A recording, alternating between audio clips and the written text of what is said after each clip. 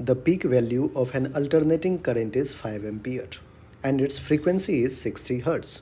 Peak value बच्चों दे रखा है अल्टरनेटिंग करंट का। पीक वैल्यू को आई नॉट से डिनोट करते हैं जो कि है 5 ampere and its frequency linear frequency की बात कर रहा है 60 हर्ट्ज गिवन है। Find its RMS value and time taken to reach the. पहले आरएमएस वैल्यू की अगर बात करें बच्चों तो I R M S is I naught divided by root 2। I naught is 5 ampere divided by root 2। 5/√2 बच्चों आपको 3.536 एम्पियर देगा। 3.536 एम्पियर आपको बच्चों सिर्फ और सिर्फ ए और बी ऑप्शन में दिख रहा है। चलिए आगे बढ़ते हैं।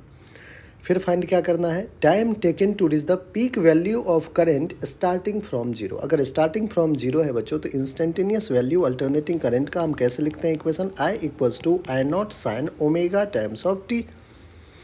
अब कह रहा है कि जो आई की वैल्यू है वो पीक वैल्यू ऑफ करंट है, दैट मीन्स आई नॉट बनाना है आपको। तो I naught is equals to I naught sine of omega को 2 pi into linear frequency F लिख सकते हैं into time T.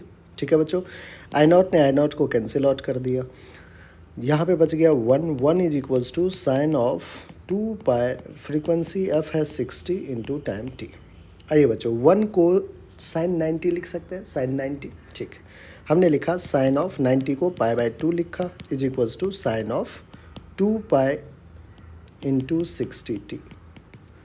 Sine sine cancel out, pi is equals to 2 pi into 60 into T. Pi ने pi को भी cancel किया, 60 into T 1/2 is equals to 60 into T 120 T. T की value बच्चों क्या हो जाएगा, 1/2 इंटू 120 दैट इज 1/240। 1/240 सेकेंड। इसको जब आप बच्चों सॉल्व करोगे तो आपको आ जाएगा 4.167 इंटू 10⁻³ सेकेंड, जिसको हम 4.167 मिली सेकेंड कहेंगे। 4.167 मिली सेकेंड कौन सा ऑप्शन है बच्चों, तो ए ऑप्शन है और ए ही हमारा क्या है, बिल्कुल करेक्ट ऑप्शन है। आई होप बच्चों आपको बिल्कुल क्लियर हो गया।